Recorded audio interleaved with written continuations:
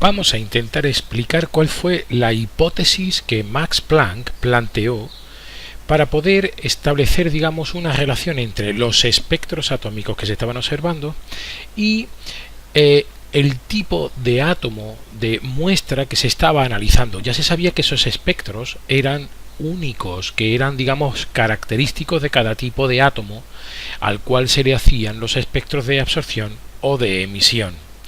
Pero esta hipótesis, hay que recalcarlo, se trata de una explicación teórica sobre estos fenómenos de los espectros. Ya se sabía, ¿verdad? Ya a partir de que Johannes Rydberg fue capaz de enunciar su ley empírica, podemos decir que se podía predecir dónde iban a obtenerse las líneas del espectro para cada tipo de átomo.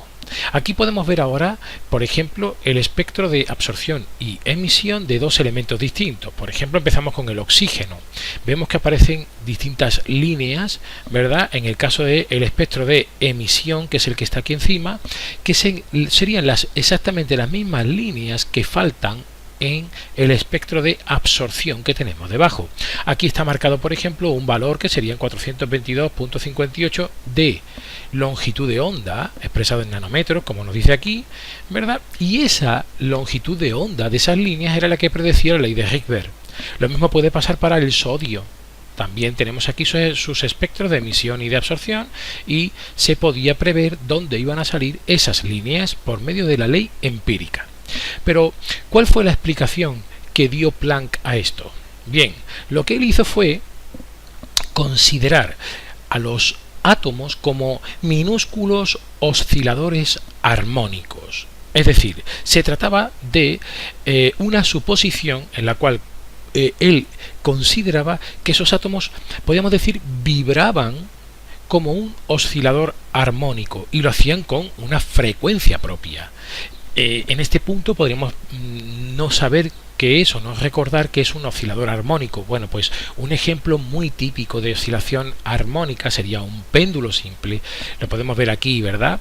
Bastaría con poner en marcha la animación y ver que, bueno, pues esto es un oscilador armónico. De manera que en este caso es anarmónico porque el péndulo se va deteniendo poco a poco, ¿verdad? Pero, como hemos visto, ese movimiento de vaivén sería lo que él consideraba, ¿verdad?, que eran los átomos, no un péndulo en sí, sino que estaban vibrando, pero siempre con una misma frecuencia, y esa frecuencia era característica para cada tipo de átomo.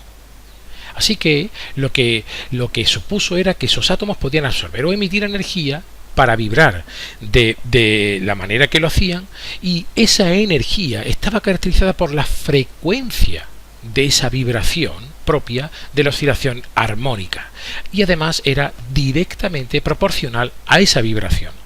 Ni que decir tiene que la expresión que usó fue esta que vemos aquí. La energía de ese oscilador armónico, de ese átomo, sería proporcional a la frecuencia con la que vibra, y la constante de proporcionalidad H es la que conocemos como constante de Planck, que es extremadamente pequeña.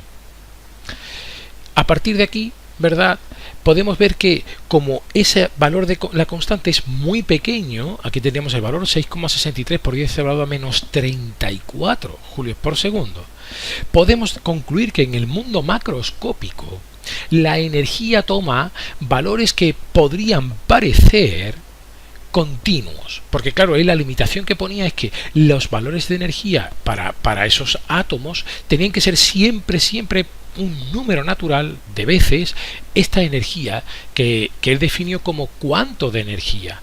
De manera que si yo tengo el mundo macroscópico en el cual hay una cantidad enorme de átomos en una muestra cualquiera, ese valor enorme de números de átomos vibrando, siempre todos con la misma frecuencia, sería un número muy grande que, multiplicado por este valor de la H, que es muy pequeño, ¿verdad?, me daría una medida de las cosas que pudiera parecer que es continuo. Pero si nos vamos al mundo microscópico y ponemos una cantidad discreta de átomos, es decir, hacemos el número de átomos muy pequeñito, sí que se puede apreciar este fenómeno, esta hipótesis de la cuantización de la energía. En esto es en lo que consistía la hipótesis que Max Planck propuso para poder, en cierto modo, darle una explicación, insisto, teórica al fenómeno de los espectros atómicos.